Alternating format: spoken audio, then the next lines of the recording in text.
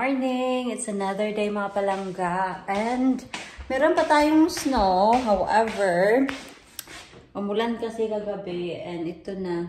Yan na yung natira. So, namimelt na yung mga snow. Malamig pa din sa labas. Buti nga lang yung snow, hindi siya nag-freeze. Kasi di ba pag umulan, and then melt yung snow, and then it is a freezing temperature. Mas delikado yun kasi naging ice yung snow. Nagtatry siyang mag-snow mga love. So this is day 3 after sa yung malakas na snow. So ayun na nga, na-melt na yung ibang snow. Pero tingnan nyo naman doon, no? May mga snow pa. Pero sa amin, kakaunti na lang. May mga puti-puti na lang na natitira. But it's still cold outside and it's trying to snow. What time were the flights back down from? Para naman ang putla ko. Yung lipstick ko, ano lang talaga, ganito yung kulay. Ayaw ko mag-lipstick ng sobrang pula.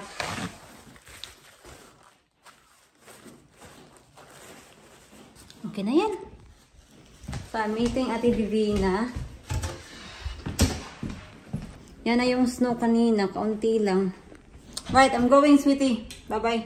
Okay. See you later. Bye! See you later, Han! Bye! See you later. Whew. Hopefully lang talaga, hindi nakalimutan ni Ate Divina na meron kaming meeting ngayon. Kasi, kung nakalimutan niya, ay naku. Ako lang mag-isa. Sabi ko kay Mr. Mag-standby ka. I will call you kasi malapit lang to sa amin. Sige, mag-drive lang muna ako mga labsa. Bye, see you later. Maganda yung presentation nila, no? Thank you so much.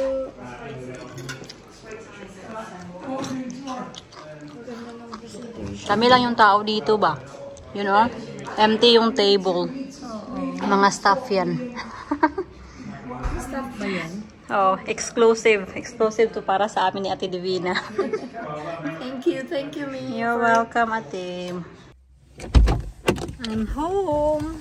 Alam niyo mga loves, feeling ko mag-hard frost talaga ngayong gabi ba? Oh, kasi tingnan niyo. Look, puting-puti na yung ground. Hindi nag-snow pero frozen na siya. So you need to be careful. Papasokin pa kaya tayo ni Mr. I can smell the wood burning. Ah, okay naman. Hello! Hello! I'm home!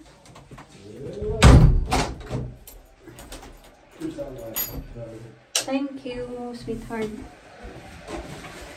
Here's my honeybee. Hi, just had your tea? Meron tayong work ngayon mga loves. So tingnan nyo naman yung daan. Oh, sa I show you yesterday pag uwi ko. Ganito pa din, frosty. Yan. Buti na lang talaga si Mr. Active to. Kakadefrost aking sasakyan kasi oh. Frosty, very frosty. So magdadrive lang muna ako mga loves kasi sobrang dangerous yung daan. -4. So I need to focus. Sige na ha, bye-bye. I'll see you later. Ang ginaw-ginaw mga loves. Whew. Umuusok yung bibig ko. We need to be very careful kasi nakikita niyo yan, nag-glimmer-glimmer yung daan. It's very slippery. Tingnan niyo yung table. It's frozen. Ah, freezing.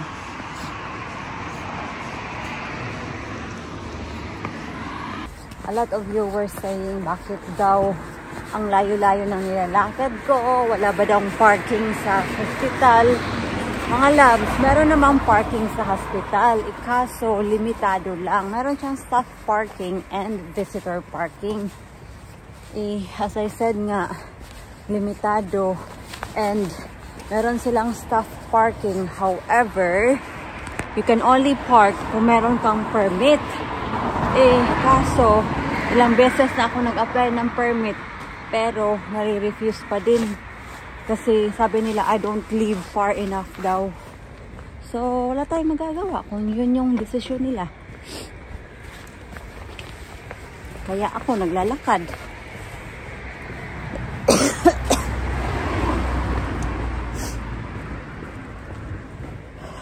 Minsan nga, feeling ko unfair kasi, you know, they expect us to work. Eh, hindi nila kami binibigyan ng space to park our cars. Diba? Anyway, I'll see you later na lang ha. Kakatapos ko lang sa trabaho and tingnan nyo yung sasakyan ko frozen. Yan oh, buti na lang talaga meron akong de-icer. Freezing. De-icer tayo, de-icer. De-icer. Yan. Kasi ano talaga, wala akong makita. Ano ba? Okay naman dito sa gilid.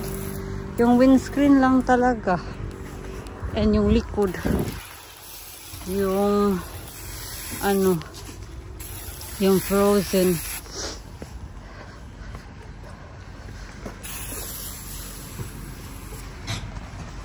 $6.54 na dito.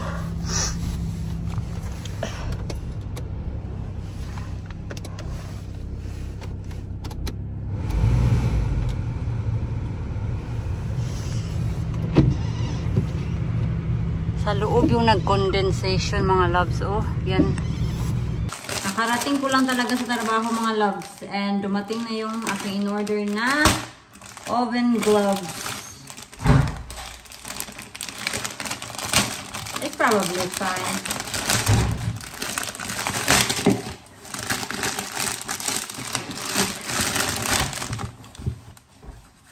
If we There you undo go. that, you can put your sausages in there.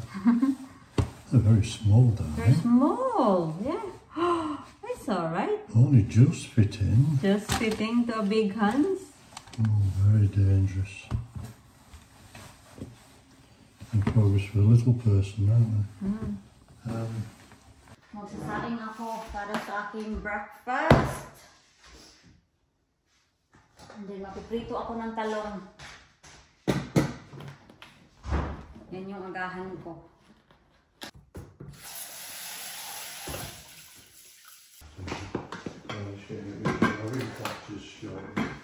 So, are you having a haircut today? Oh, hopefully.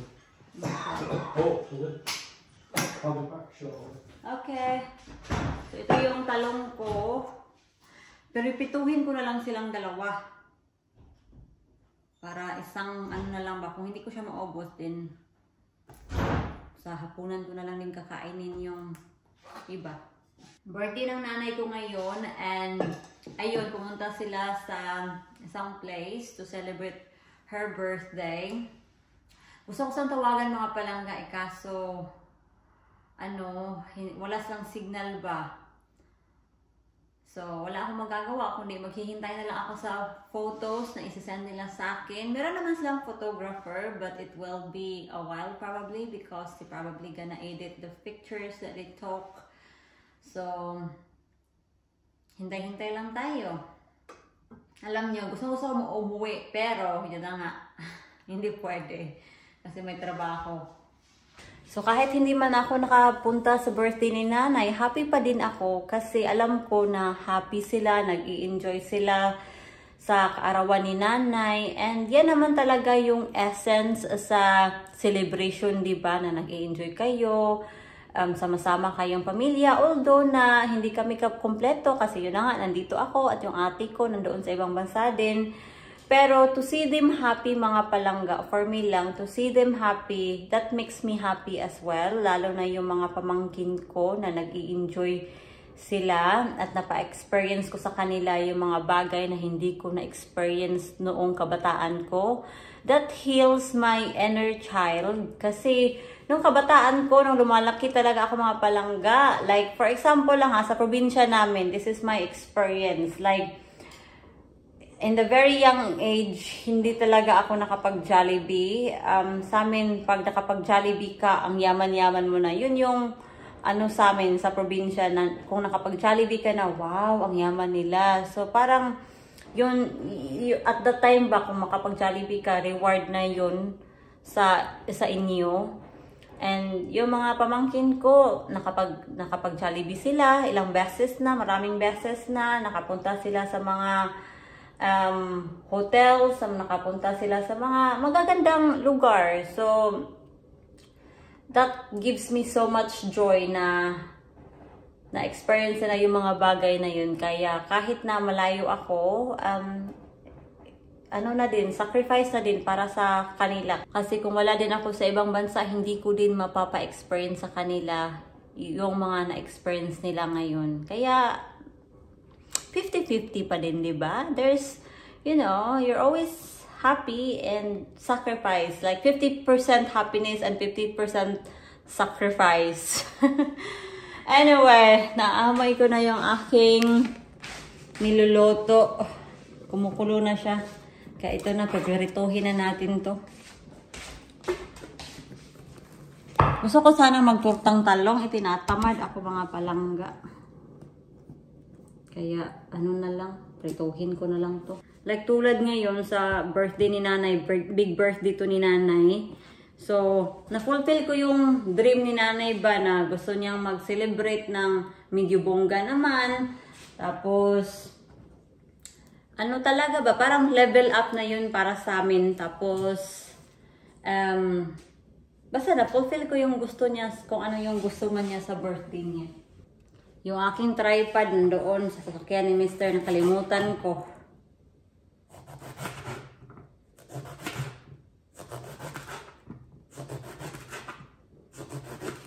Alam niyo, yung talong na to, dapat kung piniprito mo siya, yung kawali mo, hindi mo damihan ng oil. Kasi kung dadamihan mo yung oil, ano lang siya, isusok niya yung oil ba?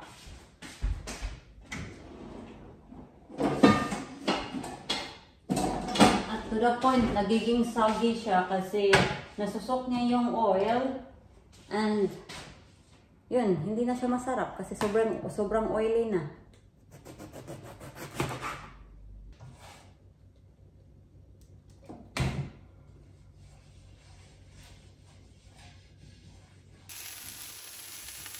Malapit na tayong matapos dito. We're almost finished. Yan o. Meron din akong egg dito. Yan.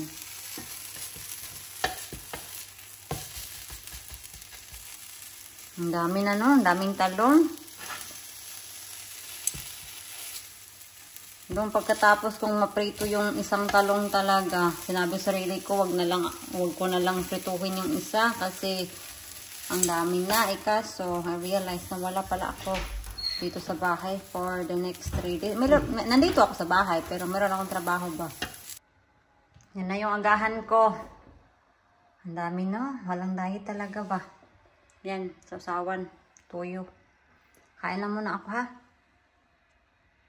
Nanonood ako ng TV at sinindihan ko na din yung wood burner kasi sobrang lamig. So si Mr. nandoon sa taas kasi sobrang busy niya sa kanya mga paperwork. And then, yung hapunan natin naka-oven na din.